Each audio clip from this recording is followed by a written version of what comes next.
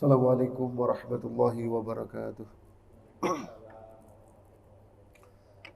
Alhamdulillah. Alhamdulillahi hamdan katsiran tayyiban mubarakan fi kama yuhibbu rabbuna wa yarda.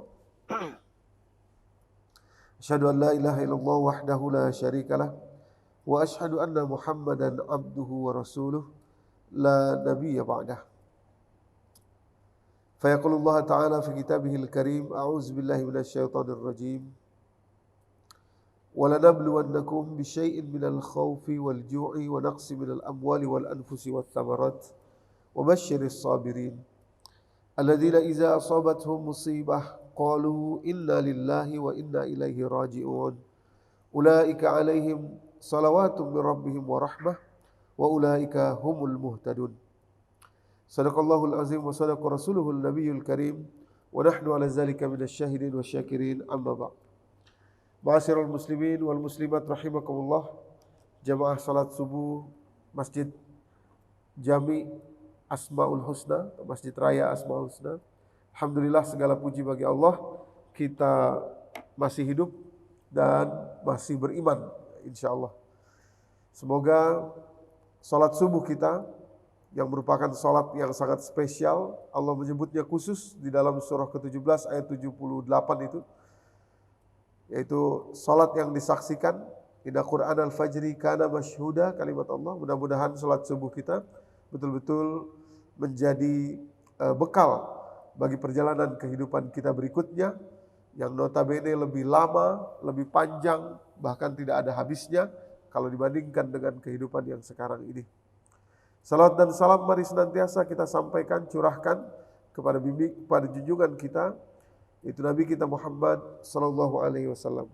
Demikian pula kepada seluruh keluarga dan sahabat beliau. Semoga kita istiqomah, terus belajar, terus mengamalkan dan terus mendakwahkan nilai-nilai yang beliau sallallahu alaihi wasallam telah ajarkan untuk kehidupan kita di atas dunia ini.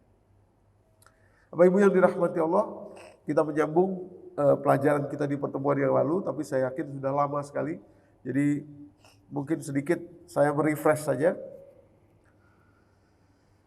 Bagaimana ketika seseorang itu menyimpulkan suatu ilmu dengan keliru, maka jadinya juga keliru. Ya.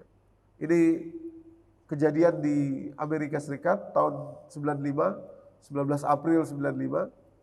Ya, kalau Bapak Ibu cari di Google masih ada itu dokumennya. Ini foto orangnya, yaitu namanya MacArthur Wheeler. Dengan PD-nya dia datang dan merampok 2 unit bank sekaligus, 2 kantor bank sekaligus. Siang hari bolong dan mukanya nggak ditutup apa-apa. Maksudnya nggak pakai masker ya, bukan masker seperti kita sekarang. Topeng, nggak pakai topeng. Dengan PD-nya dia merampok bank itu. Tentu saja tidak butuh waktu lama bagi polisi untuk bisa menangkap, karena jelas mukanya jelas kelihatan gitu ya. Siapa dia juga tahu. Akhirnya ditangkap, tidak butuh waktu 24 jam ditangkap. Dan penangkapan itu diikuti dengan berbagai stasiun TV ya, karena memang sudah ketahuan siapa ini orangnya, sudah ketahuan. Jadi live ya di stasiun TV. Nah, yang menarik adalah ketika dia ditangkap itu dia teriak-teriak. Dia bilang, but I wore the juice gitu ya. But I wore the juice. Loh, saya kan pakai jusnya, ya, jus. Ini kalau Bapak Ibu ketik di Google atau di YouTube, but I wore the juice, ya, ini pasti yang keluar nih si MacArthur Wheeler ini. Karena disiarkan di seluruh stasiun TV, maka orang pada nonton semua, gitu ya. Breaking news lah kira-kira gitu, nangkap perampok yang menghebohkan. Nah, itu menarik perhatian seluruh orang, seluruh masyarakat, lapisan masyarakat maksudnya, dari Amerika, termasuk 2 orang profesor ini, namanya David Dunning dan Justin Kruger.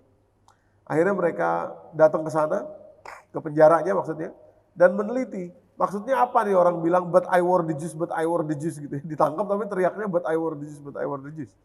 Rupanya si MacArthur Wheeler ini, Bapak Ibu, seminggu sebelumnya, dia nonton acara TV, dokumenter gitu ya, film dokumenter televisi, tentang air jeruk lemon. Ya, jeruk lemon asli itu, airnya itu, dulu zaman kerajaan-kerajaan dulu itu dipakai untuk menulis di atas kertas. Nah, tapi begitu kering itu nggak kelihatan ada tulisan apa-apa. Nah, jadi kalau apa istilahnya pesan-pesan rahasia yang harus dibawa dari sebuah kerajaan ke kerajaan lain, zaman dulu itu pakai jeruk lemon, jeruknya diperas, lemonnya itu terus diambil jadiin tinta, ditulis itu nggak kelihatan.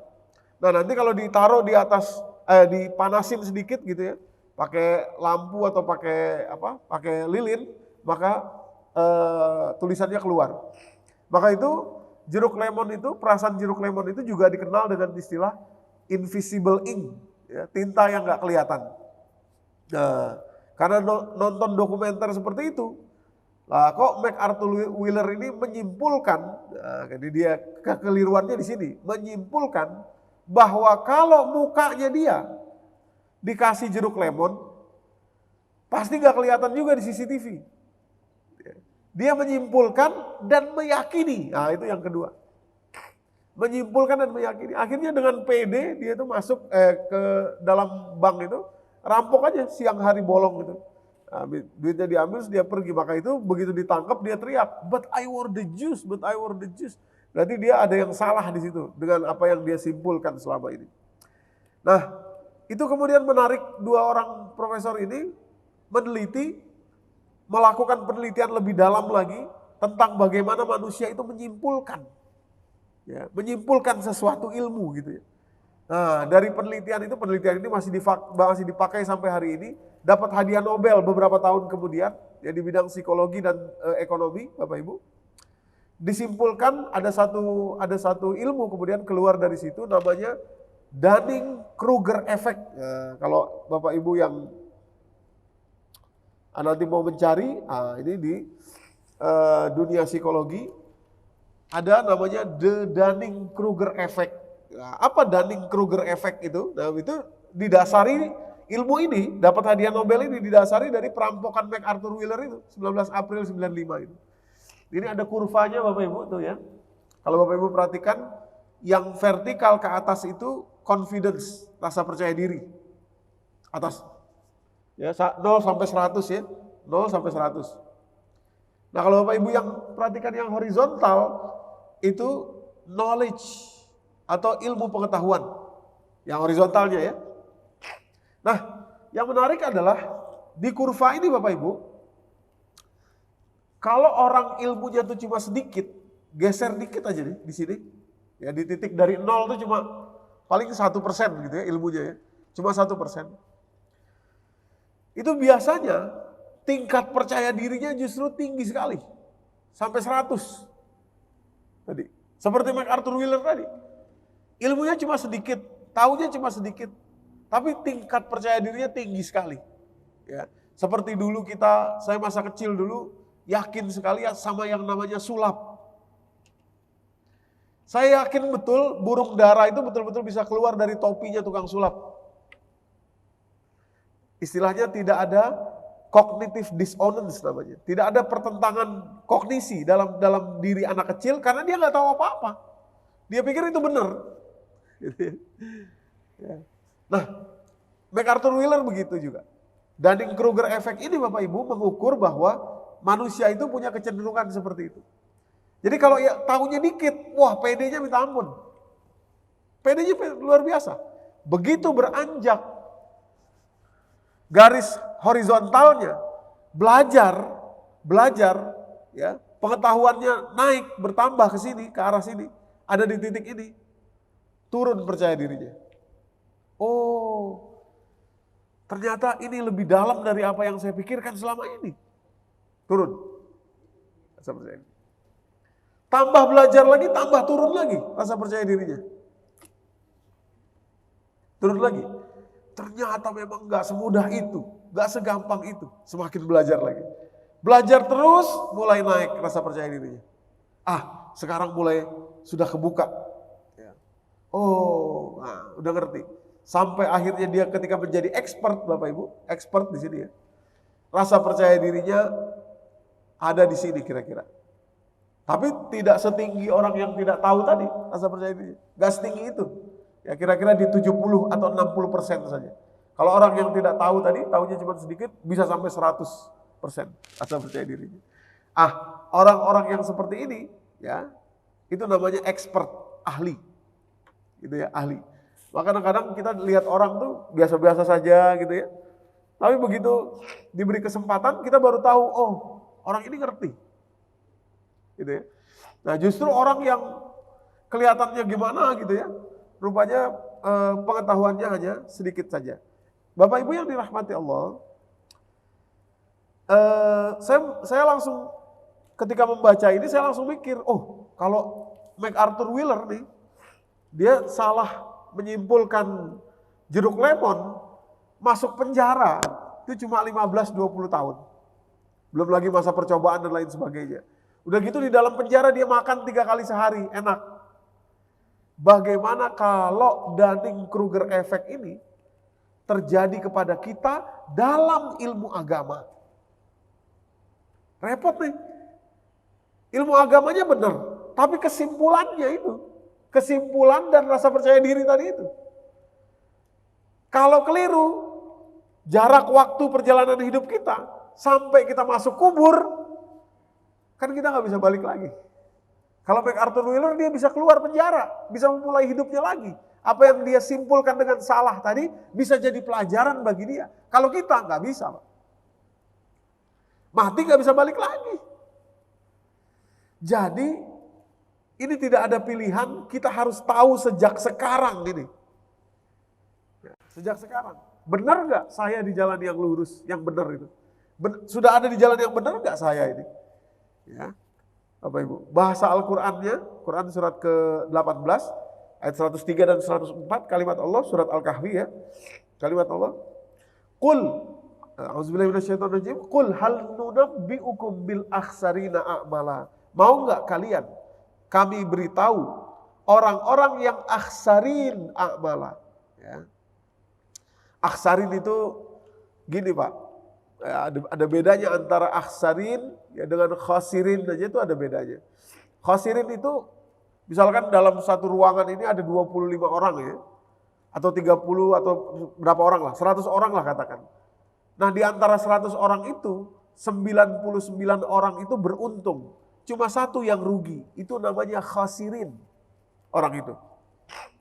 Tapi kalau dalam 100 orang ini semuanya 100-100-nya rugi, di dalam yang 100 itu ada satu yang paling rugi, itu namanya akhsarin. Akhsarin. Jadi kerugiannya itu berkali-kali lipat karena dia yang paling rugi di antara kelompok orang-orang yang rugi. Nah, itu akhsarin. Jadi ada orang yang akhsarina a'mala. Siapa mereka? Pada ayat 104-nya, allazina dhalla sa'yuhum fil hayatid dunya, orang yang amalnya di atas kehidupan dunia ini sebetulnya dhalla, sesat, keliru, ya. Dhalla sa'yuhum fil hayatid dunya, tapi yahsabuna annahum wa hum yahsabuna annahum yuhsinuna sun'a. Sementara dia menyangka dirinya sedang berbuat yang paling baik. Nah itu. Dia ngerasa berbuat paling baik aja terus sampai wafat. Tahu-tahu begitu dalam kubur, loh salah saya. Nah, balik lagi gak bisa. Bapak Ibu. Ya. Jadi saya sering mengistilahkan gini ya, ibu-ibu, bapak-bapak, ini saya contohin nih ya. Saya berdiri. Jadi umpamanya kita mau ke Bogor katakan di sana. Kita berdiri di sini. Di sini, Pak. Ya, di sini, Pak. Kalau kita geser sedikit, dikit aja. Di sini nggak berasa nih. Tapi begitu kita jalan, ya, titik di sananya nggak akan sampai ke Bogor. Di sini nggak berasa, di sini. Nih, di sini kita berdiri, geser sedikit, nggak berasa. Nggak terasa. Tapi begitu kita jalan, oh rupanya saya salah titiknya. Karena ada konfigurasi waktu itu. Ya, menyimpang. Padahal titiknya cuma sedikit, gesernya cuma sedikit aja. Seolah-olah nggak berasa di sini. Di sini nggak berasa. Begitu sampai saya, oh salah saya. Ya, maka itu ada juga symptoms atau penyakit ya, penyakit kejiwaan ya. Namanya itu dalam dunia psikologi itu ladder, tangga ya, ladder against a wrong wall syndrome. Tangga yang disandarkan pada tembok yang salah. Nah, itu symptoms tuh, penyakit kejiwaan itu. Maksudnya begini, biasanya ketika kita nggak tahu, ya, ketika kita nggak tahu kita punya tangga nih, kita mau naik ke atas. Kita simpulkan, oh saya harus naik dari sebelah sini. Nah, tangganya kita taruh di situ, tek. Naik kita. Naik tangga itu waktu ya, perjalanan hidup kita. Naik sampai di atas, karena sudah di atas, sudah berjalan lama, di atas bisa lihat, loh salah. Mestinya tembok sana. Ya, itu. Untuk balik lagi, waktunya nggak cukup. Untuk balik lagi, geser tangga, waktunya nggak cukup. Disitulah orang stres. Ladder against a wrong wall syndrome. Ya. Sindrom tangga yang bersandar di tembok yang salah, Bapak Ibu yang dirahmati Allah. Ya. Jadi aksarina a'malah. Oke. Nah, sekarang kita kembalikan kepada Al-Qur'an ya. Ciri-cirinya apa sih orang yang apa? Dhalla sa'yuhum tadi itu? Sebenarnya cirinya gampang, Pak. Cirinya gampang dan ini sangat umum di kita. Ya, saya juga merasa begitu dulu, belajar di pesantren, ya, tapi ini salah satu ciri di pesantren itu Pak, ya saya belajar baca kitab ini, baca kitab anu, baca kitab ini, baca hafal sampai kitab tuh dihafalin. Kitab karangan ini, ya, kitab ini dan lain sebagainya. Tapi satu hal yang mungkin di dunia pesantren terlupakan adalah kita tidak masuk memahami Al-Quran. Kita tidak masuk memahami Al-Quran. Mungkin kalau sekarang udah banyak berubah ya. Dulu saya begitu pesantren tradisional ya di Ponorogo. Kita belajar kitab. Banyak, udah kitab segala macam. Namanya kitab kuning. Kuning itu karena dulu cetakannya kuning gitu. Apa namanya? Kertasnya itu loh. Kertasnya itu dulu dicetak kertas murah, kertas dari apa jagung apa. Jadi murah warnanya kuning gitu. Padahal sebetulnya bukan kitab kuning namanya. Semua kitab ya kuning dulu gitu. Ya semua kitab kuning. At-Tibyan fi adabi hamalatil Quran misalkan Imam An-Nawawi dicetak dalam kertas yang kuning, disebut kitab kuning. Padahal sebetulnya itu adalah penjelasan terhadap bagaimana cara kita berakhlak terhadap Al-Quran gitu ya, hamalatil Quran. Salah satunya dan lain sebagainya, banyak kitab-kitab lain. Nah, Bapak Ibu tapi tidak memahami Quran. Ya, padahal Al-Quran itu petunjuk. Sehingga Qurannya hafal, nggak paham. Atau sebagian Quran itu hafal, tidak paham. Atau Quran itu dikhatamkan, tapi nggak paham. Ya, nggak paham. Nah, maka itu kalimatnya luar biasa sebetulnya. Allah menjelaskan di surat ke-6 ayat 25. Kalimat Allah, wa minhum may yastami'u ilaik, di antara orang-orang kafir Quraisy ada yang mendengarkan engkau. Ilaika itu Rasulullah membacakan Al-Quran, ya, bayangin yang baca Rasulullah langsung. Wa minhum may yastami'u ilaika. Wa ja'alna 'ala qulubihim akinnatan, dan kami jadikan di telinga mereka itu sumbatan. Untuk apa sumbatan itu ada? Ayyafqahuhu, supaya dia tidak paham. Jadi dengar tapi tidak paham. Wa ja'alna 'ala qulubihim akinnatan ayyafqahuhu. Yafqahu itu diambil dari kata faqaha. Ya, fikih. Ya, kita sering mendengar kata-kata fikih itu. Fikih itu kepahaman seorang ulama ditulis. Fikih mazhab Imam Syafi'i misalkan. Fikih mazhab Imam Maliki, Imam Hambali, itu kepahaman beliau tentang suatu hal ditulis.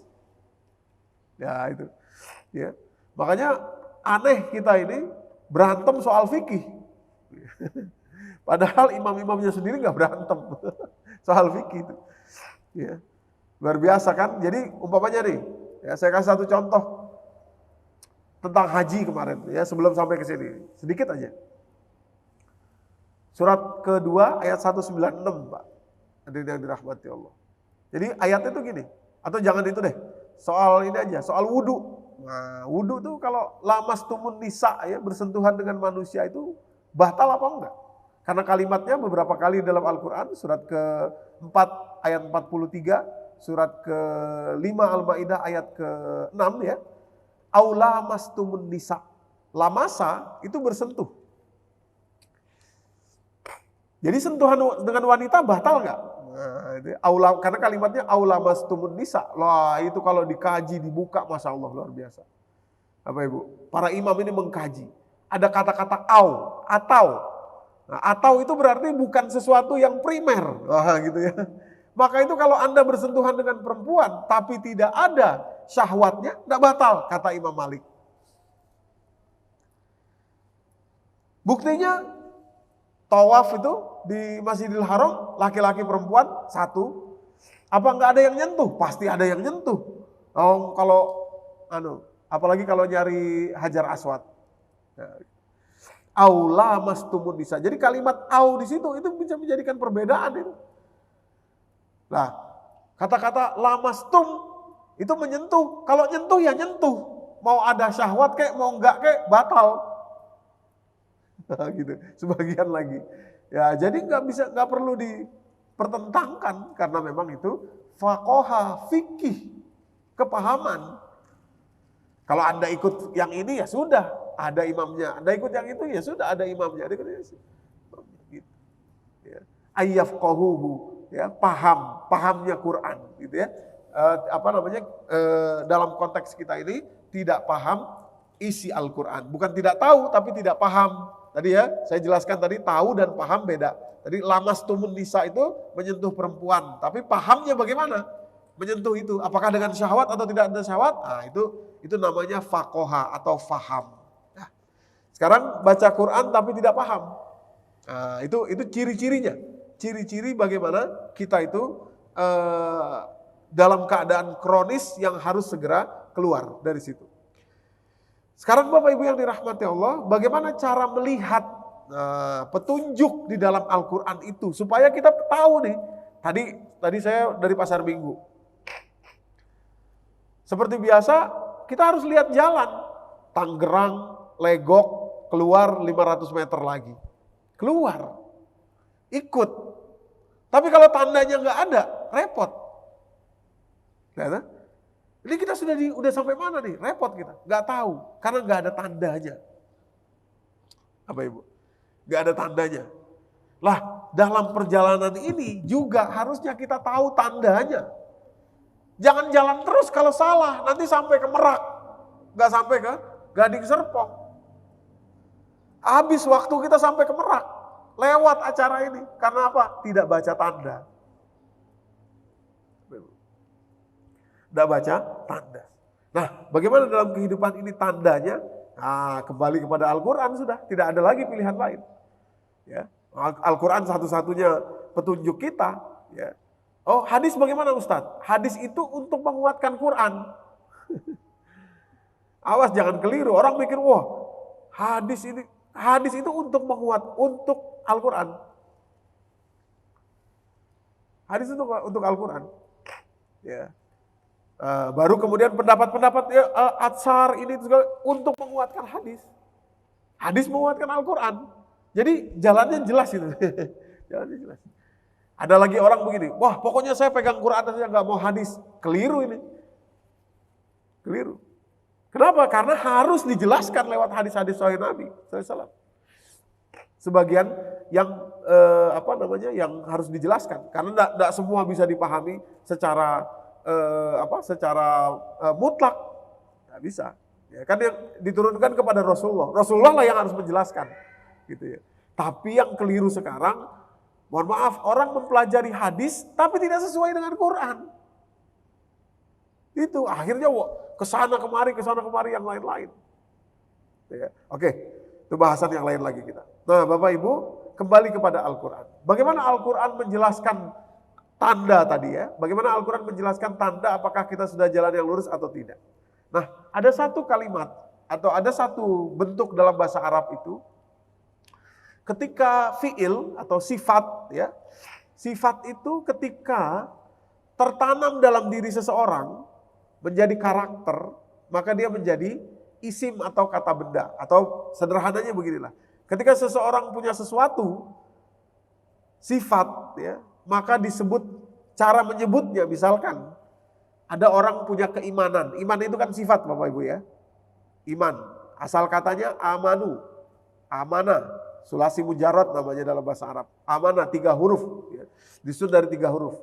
Kalau orang punya sifat iman, maka namanya mukminun. Nah, itu ya. Mukminun, punya sifat iman, mukminun. Kalau orang punya sifat nifak, namanya munafikun. Ya. Orang punya sifat Islam, namanya muslimun. Ya, gitu. Bedanya apa dengan muslimin, mukminin, munafikin? Bedanya apa?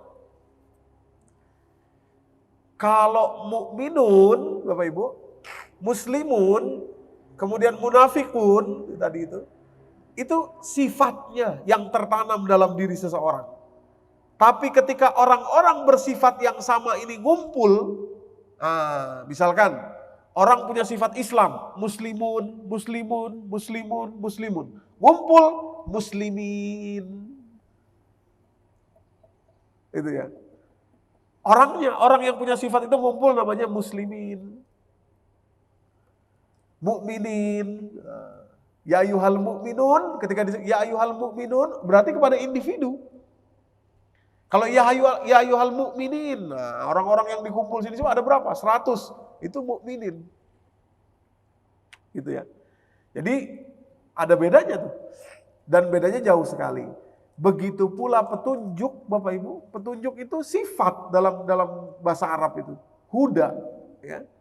Sulasi mujarad juga 3 huruf juga, ya. Mayoritas kata-kata dalam bahasa Arab itu sulasi mujarad. Ada rubai tapi sedikit. Dan juga ada yang 2 saja, itu juga sedikit. Yang mayoritas tuh 3 huruf. Huda, ya, asal katanya itu huda, petunjuk.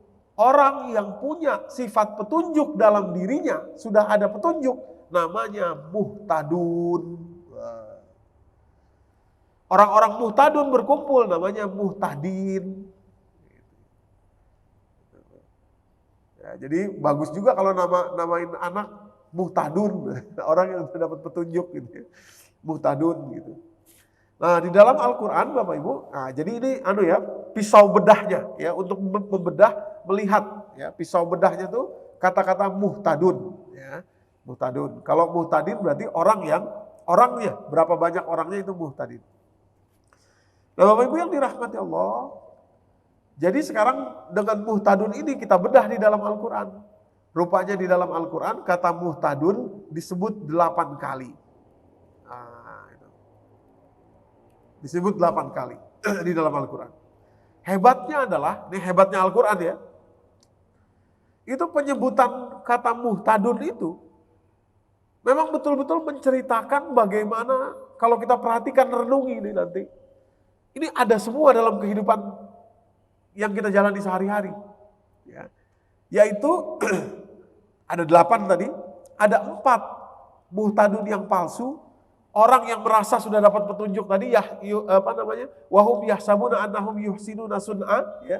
Allazina dhalla sa'yuhum tadi, 104 dari surat Al-Kahfi tadi, tapi dia merasa dirinya benar.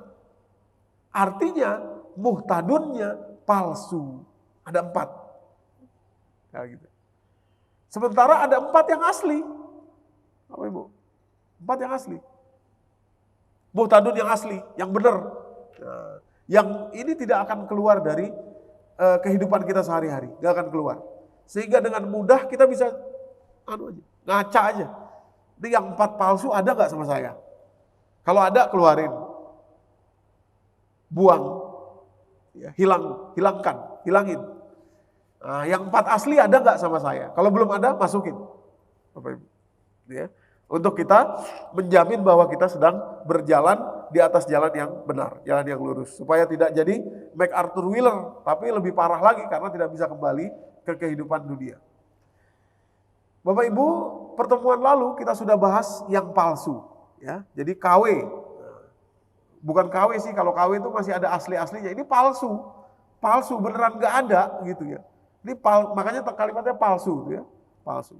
Palsu 1 sudah kita bahas, ya.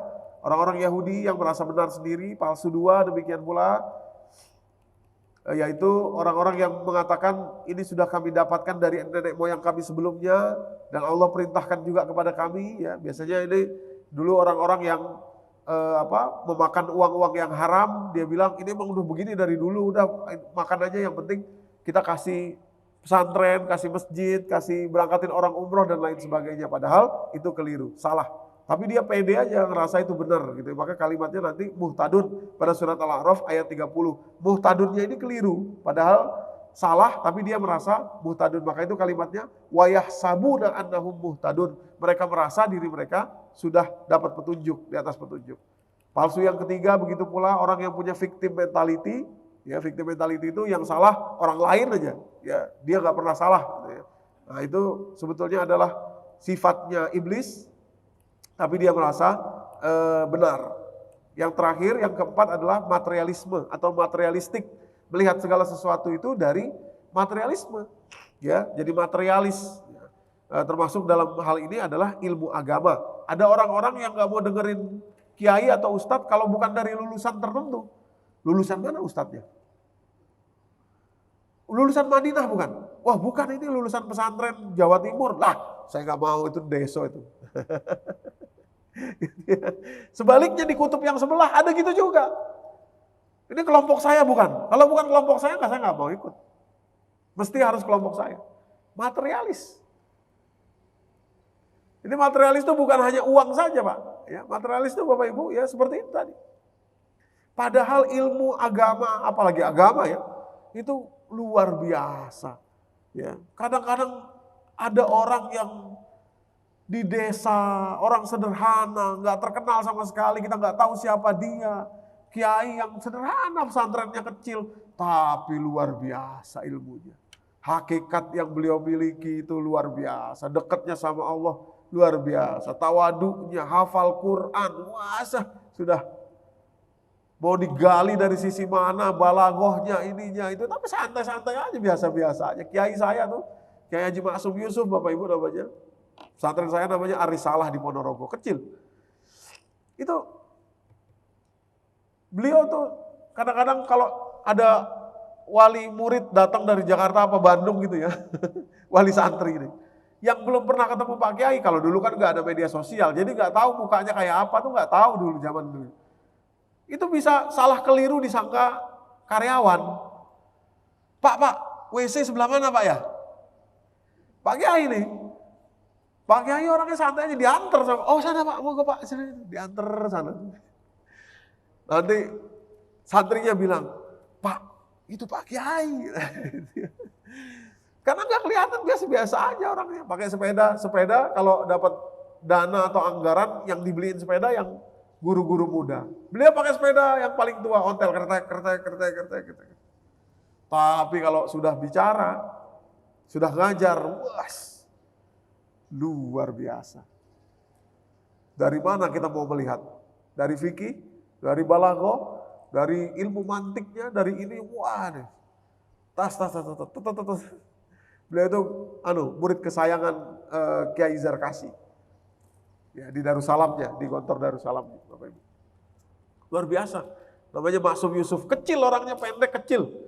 Gitu ya. Biasa-biasa aja, enggak pakai yang gimana gitu, enggak, biasa aja. Pakai peci, pakai baju putih. Udah. Baju putihnya juga kadang-kadang baju putih kemeja, biasa gitu. Terus dimasukin ke dalam kayak anak magang gitu ya. Celana hitam, udah gitu aja, peci hitam gitu, udah jalan mana-mana. Tapi kalau luar biasa Bapak Ibu. Ya, isinya luar biasa. Nah, jadi karakter materialisme itu menutup juga petunjuk, ya. Jadi karena merasa bahwa disangka dia, ya petunjuk itu adanya di materialistik tadi itu. Oke. Nah, jadi itu 4 kesimpulan dari petunjuk yang palsu, ya, huda yang palsu. Kita udah jam 6 aja ini ya, baru mengulang sedikit. Petunjuk yang palsu. Nah, sekarang yang asli Bapak Ibu. Ya, asli juga ada 4 tadi, saya katakan ada 4. Betulnya kalau dibahas satu-satu lama ini ya. Saya gini aja, saya langsung ke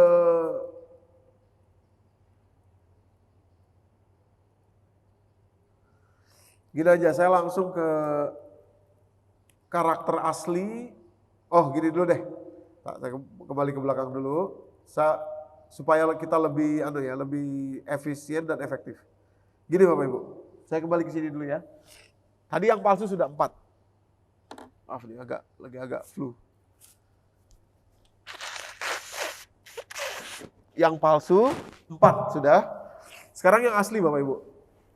Yang asli ini Bapak Ibu, dari 4 ini ya, yang asli itu 3-nya itu nabi. Ya. Surat ke-6 ayat 82 itu Nabi Ibrahim itu. Ya. Allazina amanu walam yalbisu imanahum bidzulmin ulaika lahumul amnu wa hum muhtadun, itu Nabi Ibrahim. Dimulai dari ayat ke-74. Wa iz qala Ibrahimu li abihi azara atattakhizu asnaman aliha inni araka wa qaumaka fi dhalalim mubin. Terus sampai ayat 82, iman dan muhtadun itu ada di situ, itu Nabi Ibrahim. Surat Al-An'am ayat 82 ya. Kemudian surat 36 Yasin ayat 21. Nah, wa ja'a min aqsal madinati rajulun yas'a qala ya qaumi ittabi'ul mursalin ittabi'u man la yas'alukum ajran wa hum muhtadun. Itu juga nabi. Ya. Nabi. Tapi tidak disebutkan namanya siapa di situ ya, dalam surat Yasin itu. Demikian pula ayat 43, ayat 49 dari surat Az-Zukhruf, surat 43. Itu Nabi Musa. Ya, Nabi Musa. Dan pelajarannya kepada kata-kata ya ayyuhas sahir, wahai penyihir. Nah, ini pelajarannya dalam sekali, ya, penyihir, karena ada penyihir yang ikut Nabi Musa. Nah, jadi ilmu ya yang dimiliki oleh seseorang itu sebetulnya netral. Kalau betul-betul ilmu, apapun ilmu yang dipelajari akan berujung kepada Allah. Ini hebat sekali. Tapi ini pelajarannya lama ini ya, dalam nih, nanti menjelaskannya lama. Lah, satu-satunya Bapak Ibu yang dirahmati Allah yang bukan nabi dari 3 itu, dari 4 itu, satu-satunya yang bukan nabi yang justru paling penting adalah surat kedua ayat 157. Tadi di awal kami bacakan, ya, Al-Muhtadun. Bahkan Bapak Ibu yang dirahmati Allah, dari 8 muhtadun ini, 4 yang palsu, 4 yang asli, muhtadun. Ya. Ini dalam konteks bahasa Arabnya ya, hanya yang surat kedua 157 lah yang memakai alif lam ma'rifah. Al-Muhtadun, alif lam ma'rifah. Yang lainnya enggak. Ini bedanya besar sekali Bapak Ibu. Ya, bedanya besar sekali. Tadi saya katakan, seseorang punya sifat iman, jadinya mukminun. Tapi sifat iman itu belum tentu benar. Kalau mukminun saja, belum tentu benar. Kapan dia menjadi benar secara bahasa di dalam Al-Quran? Ketika sudah ditambahi alif lam. Al-mu'minun. Nah, itu berarti benar tuh. Al-mu'minun, itu berarti benar. Iman yang benar. Kenapa alif lam ini pengaruh sekali? Alif lam ma'rifah ini pengaruh sekali Bapak Ibu. Itu alif lam itu pengaruh sekali. Ya. Nah, contoh. Ya, contoh. Maka itu dalam hal muhtadun ini, 157 dari surat Al-Baqarah ini yang paling dahsyat. Justru bukan nabi. Manusia biasa bisa. Bahkan konteksnya nanti ya, secara penjelasan lebih hakikat ya. Ada 2 manusia sebetulnya yang diberi sholawat oleh Allah secara bahasa. Pertama Nabi Muhammad SAW, kita tahu ayatnya innallaha wa malaikatahu yusholluna 'alan nabi. Yang kedua al-muhtadun. Ulaika alaihim sholawatun mir rabbihim wa rahmah wa ulaika humul muhtadun, secara bahasa. Tapi nanti ada bedanya. Kalau nabi innallaha wa malaikatahu yusholluna 'alan nabi. Kalau muhtadun ulaika alaihim sholawatun mir rabbihim, min dengan Allah. Ada bedanya tuh ya, tapi nanti kita. Nah, Bapak Ibu yang dirahmati Allah, alif lam tadi saya katakan ya. Alif lam itu menjelaskan bahwa ini yang sesungguhnya. Contoh iman ya, contoh iman. Orang mengatakan beriman bisa saja. Maka itu ini saya kasih contoh ya, ini penting untuk kita tahu maksud Al-Qur'an. Misalkan begini, ya ayyuhallazina amanu kutiba alaikumus syiyam kama kutiba alal ladzina min qablikum la'allakum tattaqun. Wahai orang yang beriman, diwajibkan kepada kalian berpuasa. Sebagaimana diwajibkan kepada orang terdahulu sebelum kalian, agar kalian bertakwa. Nah, pertanyaannya imannya yang bagaimana? Boleh enggak orang, Pak, saya sudah beriman, ngaku-ngaku beriman, saya sudah beriman Pak, boleh puasa.